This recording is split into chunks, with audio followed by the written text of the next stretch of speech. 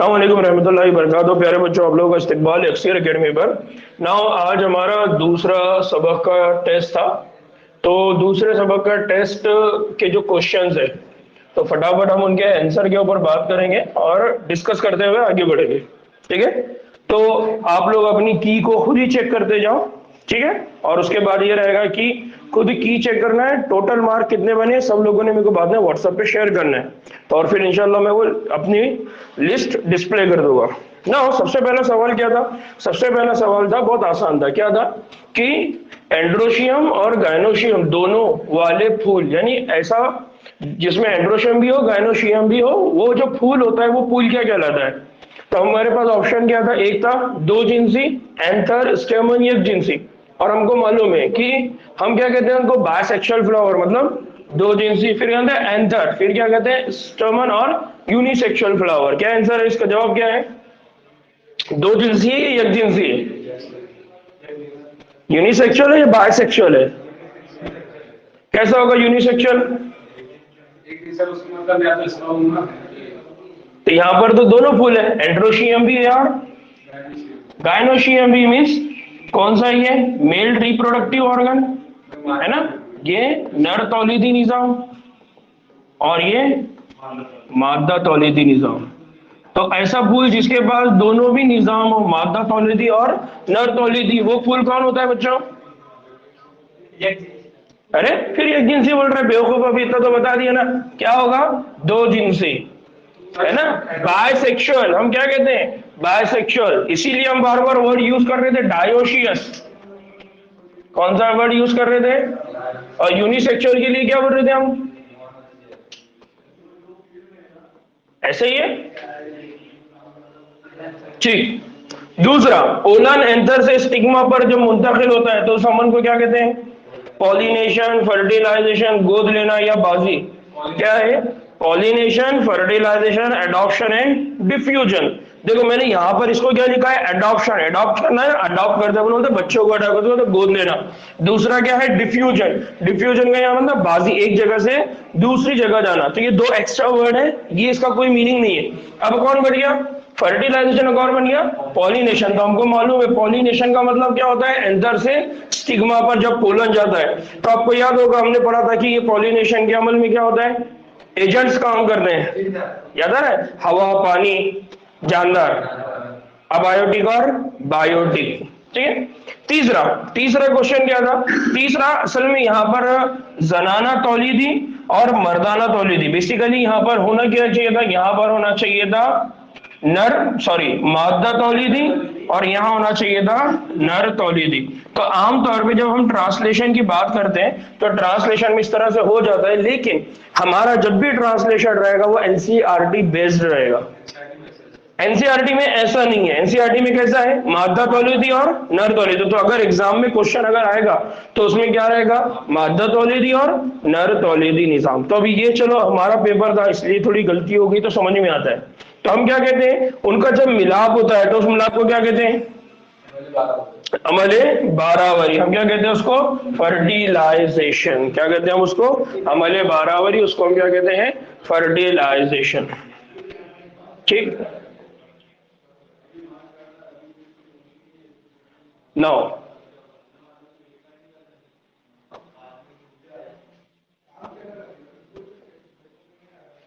Question number 4। Pollen tube के आखिर में मौजूद दो मरकजों को डेड डिश कहा जाता है। क्या कहा जाता है? ट्यूब न्यूक्लियस और एक को जेनरेटिव न्यूक्लियस, नुतफा और बेजा। जेनरेटिव न्यूक्लियस और स्टिग्मा और ट्यूब न्यूक्लियस और स्पर्म क्या कहते हैं? फोर्थ का क्या है? अरे ट्यूब न्यूक्लियस और नहीं सर, उसका सही नहीं सर, याद आ रहा है? वेजिटेटिव, वेजिटेटिव और जेनरेटिव। तो हमने बोला था वेजिटेटिव आगे चल के क्या बनाता है? ट्यूब, और जेनरेटिव दो न्यूक्लियस। याद आ रहा है? ऐसा ही है या कुछ अलग है गर्ल्स? क्या रहेगा फोर्थ का आंसर? 2 मिनट। अक्सा क्या रहेगा आंसर? क्या रहेगा? ए। इसमें हमने बोला ट्यूब, न्यूक्लियस और जनरेटिव, तो पोलन ट्यूब की बात हो रही है। याद है कि हमने कहा ये पोलन होता है और इस तरह से ट्यूब है ना, तो यहाँ पर एक रहेगा, यहाँ एक रहेगा, उसके पीछे एक रहेगा, तो दो बन जाते हैं, मेल गैमेटोफाइट और न्यूक्लियस। ठीक है, तो अब यहाँ पर देखिए ये जो है ना, ये ऑप्शन गलत क्यों हो गया? क्योंकि यहाँ पर क्या आ गया? स्टिग्मा। ये ऑप्शन गलत क्यों हो गया? क्योंकि यहाँ पर क्या हो गया? स्पर्म। ये क्यों गलत हो गया? क्योंकि यहाँ पर कौन है? स्पर्म। और बहुत डायरेक्ट डायरेक्ट रहता है, सिर्फ थोड़ा सा सोचना होता है कि हमने क्या पढ़े। तो कभी कभार क्या होता है कि हमको ये समझ में नहीं आता, लेकिन थोड़ा सा हमने गौर ये करना है कि गलत कौन है। अगर हम डायरेक्ट सही पे नहीं जा रहे तो पहले क्या देख ले, गलत कौन है। ठीक है, नाउ पांचवा, जनरेटिव न्यूक्लियस डिवाइड होता है। अब इसी के बाद दूसरा सवाल है, जनरेटिव न्यूक्लियस अगर डिवाइड होता है, तकसीम होता है, तब कितने मरकज़े बनते हैं? दो बनते हैं, तीन बनते हैं, दो फीमेल बनते हैं, तीन फीमेल बनते हैं। दो फीमेल। अरे दीवाने, ये किसमें बात हो रहा है? जनरेटिव न्यूक्लियस किसमें रहता है? मेल में रहता है, नर में रहता है ना। याद आ रहा है? अभी तो बात कर रहे ना पोलन की। इसमें रहता है एक जनरेटिव और एक रहता है वेजिटेटिव। तो इसका मतलब जनरेटिव आगे डिवाइड होगा और जनरेट डिवाइड होकर क्या बना देगा? दो नर मरकजे। दो फीमेल मरकजे बनेगा क्या? नहीं, फीमेल में क्या होता है?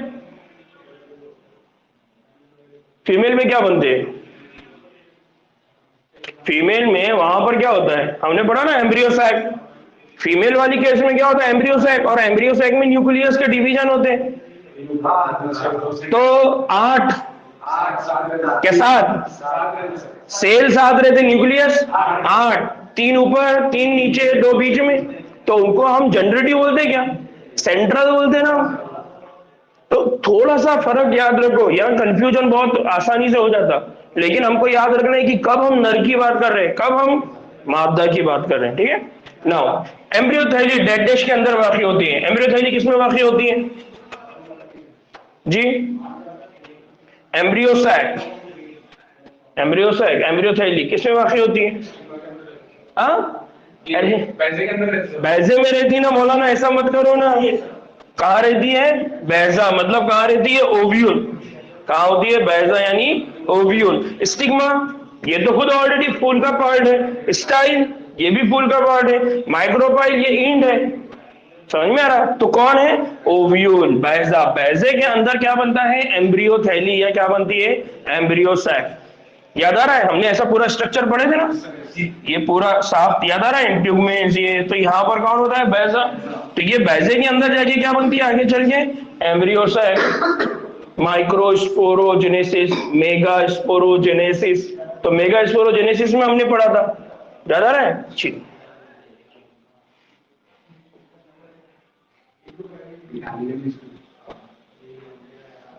नाउ फिर क्वेश्चन नंबर 7। क्वेश्चन नंबर 7 क्या है? पोलन ट्यूब का एक न्यूक्लियस और बैजे का सानवी न्यूक्लियस किधर पड़ता है? Stigma, endosperm, anther, स्टेमन। Stigma, endosperm, anther. Pollen tube का एक न्यूक्लियस और बैजे का सानवी न्यूक्लियस बढ़ता है। One nucleus of the pollen tube and secondary nucleus of the ovum grow. यानी बढ़ता है का मतलब क्या होता है? ग्रो होता है। किसमें ग्रो होता है जी? अक्सा, देखो स्टमन किसका पार्ट है? स्टमन। अरे मौलाना क्या एंथर? स्टमन कौन सा पार्ट है? एंड्रोशियम है, गायनोशियम है? एंड्रोशियम है, मेल है। एंथर किसका पार्ट है? स्टेमन का पार्ट कौन है? एंथर। और स्टिग्मा किसका पार्ट है? गायनोशियम। अभी हमने ये पढ़ा कि ये यहां पर अगर पोलन ग्रेन है और यहाँ पर ओवम है, तो ये पोलन ट्यूब के साथ इसका इंटरेक्शन होने के बाद, आगे चलने के बाद वो क्या बना देता है? एंडोस्पर्म, है ना। तो एक जगह बनाता है एम्ब्रियो, एक जगह बनाता है एंडोस्पर्म। तो हम यह क्या कहते हैं? One nucleus of the pollen tube. Pollen tube का एक न्यूक्लियस जाएगा और किसके साथ भिड़ जाएगा? ओवम। तो वो क्या बना देगा? ठीक है, एंडोस्पर्म।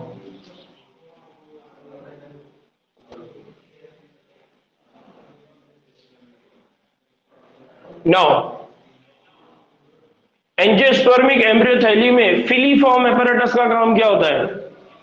याद आ रहा है? फिलीफॉर्म एपैरेटस हम लोगों ने पढ़ा था एम्ब्रियोसैक के अंदर, है ना। ये जो सैक लाइक स्ट्रक्चर होता है, उसमें यहाँ पर हमने पढ़ा एंटीपोडल सेल, फिर यहाँ पर पढ़ा हमने सिनर्जिड सेल, और यहाँ पर हमने पढ़ा फिलीफॉर्म एपैरेटा, फिंगर के जैसे प्रोजेक्शन। क्या होता है उनका काम? पहला ऑप्शन है पोलन ट्यूब को खोलने का काम करता है, पोलन ट्यूब को सिनर्जिड खलिए तक ले जाता है, एक से ज्यादा पोलियन ट्यूब के सिनर्जिड में दाखिल होने से रोकता है, इनमें से कोई नहीं। क्या काम करता है? गाइड करने का काम करता है। याद आ रहा है हमने कहा था, हाँ, पोलन ट्यूब को क्या करेगा? सिनर्जिड खलिए तक ले जाने का काम करेगा, है ना। दूसरा, अमल 12 ओवर यानी फर्टिलाइजेशन के वक्त एक आम डाइकोट पौधे को मादा गेमेटोफाइट डेड पर मुश्तमिल होती है। Female gametophyte of typical dicot at the time of fertilization क्या होता है? कौन सी लेवल होती है? 7 सेल होती है। कौन सी होती है? 7 सेल। और न्यूक्लियस कितने होते हैं? 8।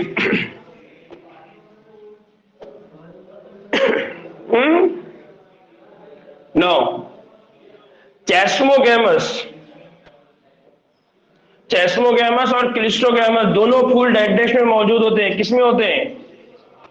हेलियांथस, पोमेलिना, रोजा, गॉसिपर। हाँ, कई को रोजा में होगा। किसमें होता है? हमने पढ़ा हो ना, डायरेक्ट पढ़ा हुआ है। हेलियांथस किसमें होते हैं?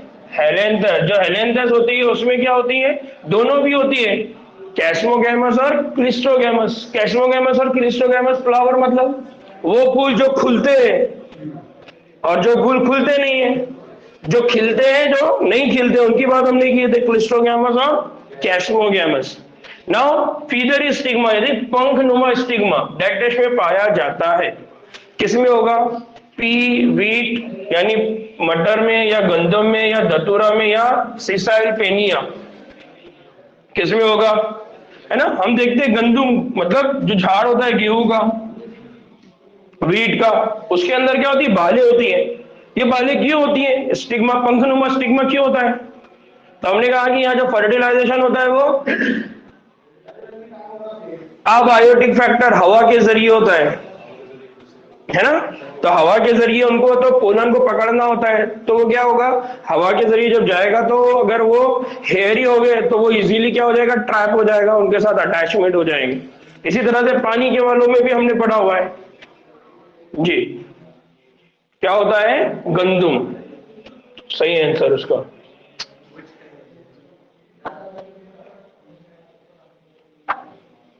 नाउ यहां पर एक और सवाल है, वो क्या है?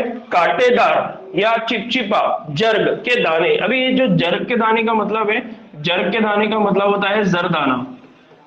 जर्ग के दाने का मतलब क्या होता है? जरदाना। यहां पर देखिए लिखा हुआ होगा पोलन ग्रेन, ठीक है, स्टिकी पोलन ग्रेन। दाने बड़े पुरकशिश रंग के फूल इससे वाबस्ता है। यानी ऐसे कि जो पोलन ग्रेन है, कैसे पोलन ग्रेन है? ऐसे पोलन ग्रेन है जो चिपचिपे हैं और बड़े हैं, पुरकशिश रंग है, वो फूल के साथ वो जुड़े हुए। कौन से हो गए? Hydrophily, entomophily, ornithophily, anemophily. Attractive colour की जब बात होगी तो एंटीमोफिली की बात होगी। एंटोमोफिली का मतलब क्या होगा? हमने पढ़ा हाइड्रोफिली मतलब पानी के जरिए, एंटोमोफिली मतलब जानदारों के जरिए। याद आ रहा है? इंसेक्ट्स स्पेशली उसमें भी एंटीमोफिली बी। फिर इंडोस्पर्मिक बीज डेड डिश में पाया जाता है। किसमें होता है इंडोस्पर्मिक बीज? Castor, barley, coconut, all of the. अरे सब में रहता ना इंडोस्पर्मिक, जिसमें बच जाता, जिसमें यूज हो जाता, उसमें तो खत्म हो जाते हैं।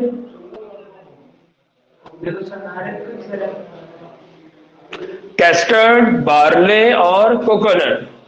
जो कोकोनट, कैस्टर, ये सब के अंदर क्या होता है?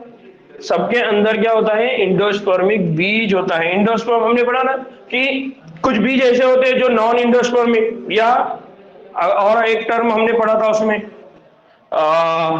एल्ब्यूमिनस और नॉन एल्ब्यूमिनस पढ़ते हो, ठीक है। तो हमने कहा कि उनकी उम्र के दौरान भी वो अपने इंडोस्पर्म को कंप्लीटली क्या कर लेते हैं? इस्तेमाल कर लेते हैं। तो वो क्या हो जाएगा? खत्म हो जाएगा। ठीक। एंथर में माइक्रोस्पोरेंजियम की सबसे बैरूनी और अंदरूनी दीवार की तह बिल तरतीब कौन कौन सी होती है? क्या है? कौन है? डी, एपिडर्मिस और टैपेडर्म। ठीक है, एपिडर्मिस एंड टैपेडर्म। माइक्रोस्पोरोजेनेसिस क्या है? मेगास्पोर की नशोनुमा, पोलन ग्रेन की नशोनुमा, नर गैमेटोफाइट की नशोनुमा या मादा गैमेटोफाइट की नशोनुमा। डेवलपमेंट ऑफ माइक्रो, मेगा रहता तो मादा होता। अब यहाँ क्या दिया हुआ है? माइक्रोस्पोरोजेनेसिस। और माइक्रोस्पोरोजेनेसिस का प्रोसेस कहां पर होता है? नर, यानी कहां पर होता है? नर गैमेटोफाइट की नशोनुमा। नर गैमेटोफाइट की नशोनुमा। तो हमने जब माइक्रोस्पोरोजेनेसिस पढ़ा था तो माइक्रोस्पोरोजेनेसिस कैसा पढ़ा है हम लोगों ने? हमने वहां पर पहले पढ़े कि नर गैमेटोफाइट बनता है और मादा नर पोलन ग्रेन बनता है, और वो पोलन ग्रेन बाद में जाके फिर उसका डिवीजन होता है, वो भी कहां? पोलन ट्यूब में। तब क्या बनता है? नर गैमेटोफाइट। तो इन दोनों में से राइट आंसर क्या हुआ? Pollen grain. क्या बनने का अमल होता है? Pollen grain. तो माइक्रोस्पोरोजेनेसिस का मतलब क्या होता है? पोलन ग्रेन की नशोनुमा। ठीक है, नर गैमेटोफाइट की नशोनुमा। नर गैमेटोफाइट जो होते हैं वो आगे चल के पोलन ट्यूब में बनते हैं। ये दो चीजें देखिए बहुत बहुत कोरिलेट, एक दूसरे से करीब करीब है। पोलन ग्रेन से आगे चल के क्या बनते हैं? याद आ रहा है? हमने पढ़ा पोलन के अंदर क्या होता है? जेनेरेटिव और वेजिटेटिव, है ना? तो ये बेसिक कंसेप्ट याद रखना है। और माइक्रोस्पोरोजेनेसिस में हमने पढ़ा हुआ है, याद आ रहा है? तो ये बहुत करीब करीब क्वेश्चंस है, इस तरह से कंफ्यूज हो जाते हैं हम लोग। थोड़ा सा इसको आपने और अच्छे से पढ़ना है। नाउ माइक्रोस्पोरोजेनेसिस के दौरान मियोसिस डायडेशन में पाया जाता है। किसमें होता है मियोसिस? जी, endothecium, microspore mother cell, microspore tetrad, pollen grain, किसमें होता है? किसमें होगा मियोसिस? मियोसिस मतलब तख्फीफी तकसीम। और तख्फीफी तकसीम क्यों हो रही है? गैमेटोफाइट बना, गैमेट बनाना है, मेल गैमेट, फीमेल गैमेट। तो मेल गैमेट, फीमेल गैमेट जब भी बनने की बात होती है तो हम क्या कहते हैं? मियोसिस। तो पोलन ग्रेन में भी और इधर ओव्यूल में भी एम्ब्रियोसाइट जब बनेगा, तो इसका मतलब यहां पर कहां पर होगा? Microspore mother cell. कहां पर होगा?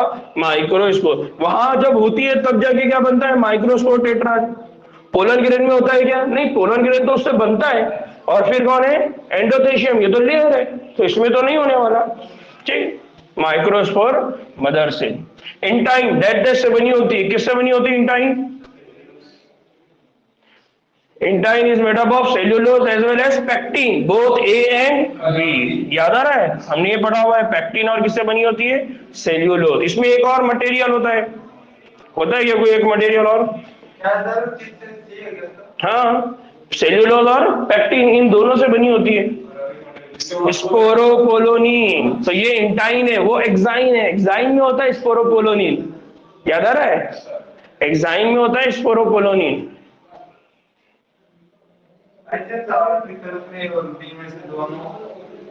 उसमें क्या था? ए एंड बी दोनों आंसर हो सकते हैं। तो इस तरह के क्वेश्चंस आते हैं। कभी कभी आता है कि ऑल ऑफ द अबव, कभी कभार बोल देता है कि ए एंड बी, कभी कभार बोल देता है ए एंड सी, कभी कभार बोलते हैं बी एंड सी। तो हमको याद रखना होता है कि यार ऑप्शन कुछ भी बन सकता है।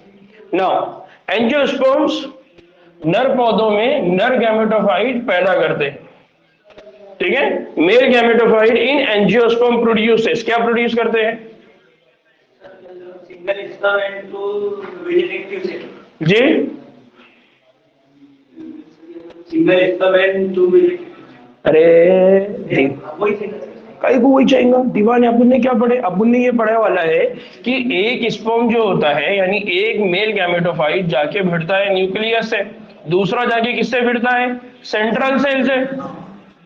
इसीलिए तो हम क्या बोलते थे? डबल फ्यूजन या ट्रिपल फ्यूजन। ट्रिपल है ना सर?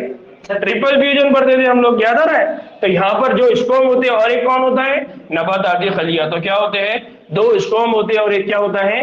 नबाताती खलिया। 2 sperm and 1 is a vegetative cell.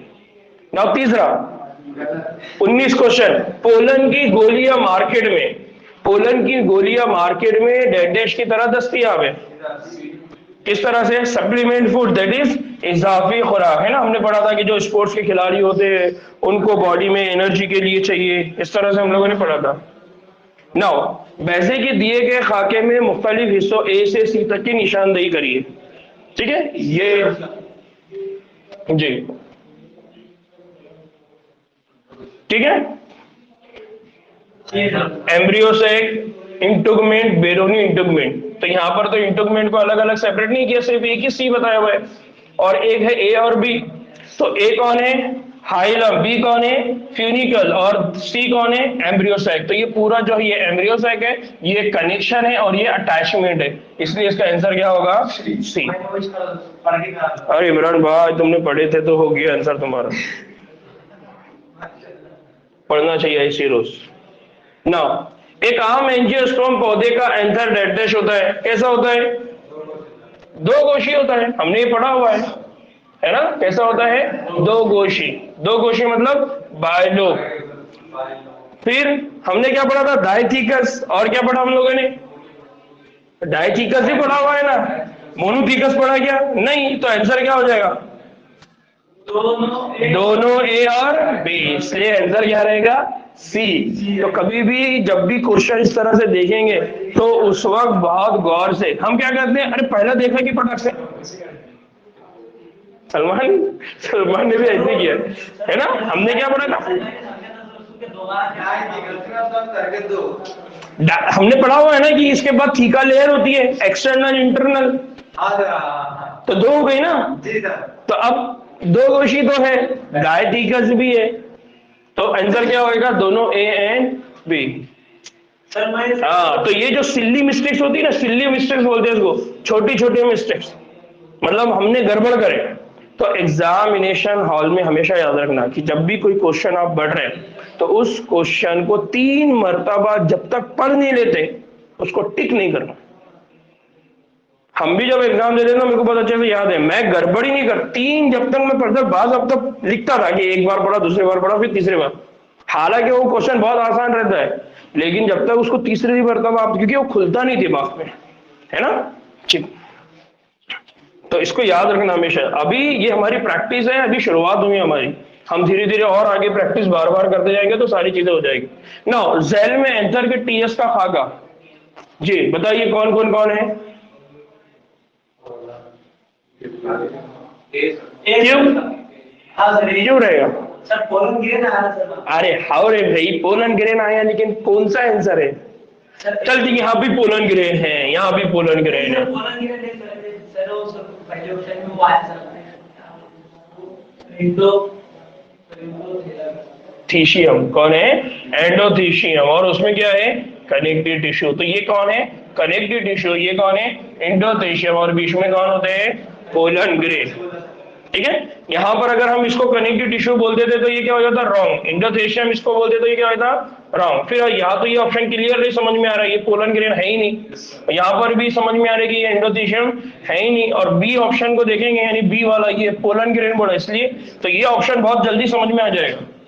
तो हमेशा क्या होता है जब हम पेपर सॉल्व करते हैं ना, तो 2 ऑप्शन ऐसे होते हैं जो बहुत जल्दी समझ में आते हैं, और 2 ऑप्शन ऐसे रहते हैं जिनके ऊपर हमको सोचना होता है। हाँ, तो ये सबके साथ होता है, अभी तो हम प्रैक्टिस कर रहे हैं ना, इंशाल्लाह आगे समझ में आएगा। नाउ एम्ब्रियो थैली की दी गई शक्ल में ए, बी और सी, ए कौन है और बी कौन है? पोलर मरकज, और सी कौन है? सेनर्जिड सेल। कौन सा हो गया ऑप्शन? ए, है ना। बहुत आसान था ये, लेकिन होता क्या है कि इसको थोड़ा गौर से देखना पड़ता है बस कि कौन क्या है, और इस बहाने से क्या हो जाता, हमको याद हो जाता कि हमेशा एंटीपोडल सेल ऊपर रहेंगे, सिनर्जिड नीचे रहेंगे, बीच में कौन रहेगा? पोलर। दूसरा हमको याद होना रहता है कि माइक्रोपाइलर और चलाजल, है ना। हाँ, तो ये थोड़ा सा हमको तो आगे ना रहे आंसर। हाँ, अंडा, एम्ब्रियो। हाँ, नो अब ये बताओ, ये हार्ड था या इजी था या मजेदार था? इसने पूरा दिमाग घुमाया था। इसका जवाब है सर डी। क्यों क्यों भाई? ये कौन है? Megaspore mother cell. फिर क्या बनेगा? Megaspore dyad. फिर क्या बनेगा? मेगास्पोर टेट्राड, फिर क्या बनेगा फंक्शनल मेगास्पोर, और फिर कौन सी स्टेज आएंगी 8 सेल स्टेज। नाउ हम क्या कहते हैं कि यहां जब होता है मेगास्पोर मदर सेल के अंदर, तो यहां क्या स्टार्ट होता है माइटोसिस, फिर यहां पर अगेन क्या होता है माइटोसिस, अगेन फिर नंबर बढ़ेंगे, लेकिन यहां पर क्या होगा मियोसिस, और उसके बाद यहां पर क्या होगा मियोसिस तखफीफी तकसीम। तो हम ये कहते हैं कि यहाँ पर मियोसिस तकसीम 1 होती है, उसके बाद मियोसिस तकसीम 2 होती है। यहाँ ऑप्शन में थोड़ा सा रह गया, क्यों मियोसिस तकसीम, क्योंकि यह पूरा प्रोसेस होगा मियोसिस का, तो मियोसिस में 1 और 2 होती है। ठीक है, डी है ना ना, ये ऑप्शन क्यों गलत होगा, क्योंकि यहाँ पर क्या होता है तखफीफी तकसीम यहाँ हो ही नहीं सकते। ये ऑप्शन क्यों गलत है, क्योंकि यहाँ पर पहले स्टार्ट में तखफीफी तकसीम नहीं हो सकती। तीसरा, यहाँ पर मसावी तकसीम ठीक है, लेकिन उसी के बाद यहाँ कोई तकसीम ऐसा हो ही नहीं सकता। तो आपके पास बहुत आसान था, लेकिन इसको पढ़ना है और समझना है। क्वेश्चन इमरान दिखने को बहुत हार्ड दिखता, लेकिन रहता बहुत easy. Simple sir option sir वो ऊपर ही डाला है सर, ए से डी की। हाँ क्या सर मार्केट की सर भाई, तूने जो लॉजिक लगाया ना वो हमको भी सिखा, हमको भी सिखा हुआ है, हमको भी फिर बेटा अगर तू नहीं है आंसर मेरे को सीधा सीधा सही सही, अभी कल मैं ये पूरा पेपर को रिवाइज करूंगा पूरा एनसीईआरटी की बुक के साथ, तो मेरे को बताना है कि ये टॉपिक सर ये पेज पर है, क्या समझ में आएगा, तूने घर बैठ के उसको बहुत अच्छे से पढ़ा है। एनसीईआरटी के बुक में से पेज ऐसा पढ़ने का कि तुमको अगर नींद में से उठा के भी किसने खड़ा करा ना, तो तुमने ऐसा उंगली रख के बोल देना कि ये लाइन में ये सवाल है, तभी जाके नीट क्वालिफाई होता है, नहीं तो होता नहीं है। और अपन उर्दू वाले उसको बहुत आसान लेते, बहुत आसान लेते, हमको लगता है कि ऐसे ही हो जाएगा, ऐसे ही नहीं होता भाई, लोग है तो 9वीं से तैयारी करते हैं। नाउ एक ही पौधे के दूसरे फूल के एंथर से स्टिग्मा पर जरदाने की मुंतकिली के अमल को क्या कहते हैं, जिटेनोगैमी, कैस्मोगैमी, जीनोगैमी और क्लिस्टोगैमी, क्या कहते हैं, जीनोगैमी बोलते हैं या जिटेनो बोलते हैं। जीनोगैमी में तो हमने पढ़ा था ना अलग अलग क्रॉस है ना, तो यहाँ किसकी बात हो रही है, एक ही पौधे की बात हो रही है ना, बोला ना, यही तो गड़बड़ होती है यहाँ पर। हम क्या दिमाग लगाए, हमने सिर्फ दिमाग क्या लगाया, एंथर कहां से गया है स्टिग्मा, तो जब हम ऐसा सोचते हैं कि एंथर, तो हमारे दिमाग में हमेशा चीजें क्या रहती है, ट्रांसफर होने वाली चीज अलग अलग जगह से होती है।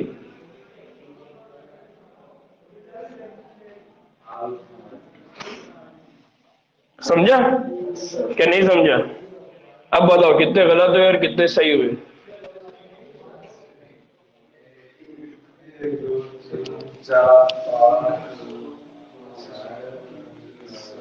आपने क्या करना है, 25 को मल्टीप्लाई करना है, 25 मल्टीप्लाई बाय 4,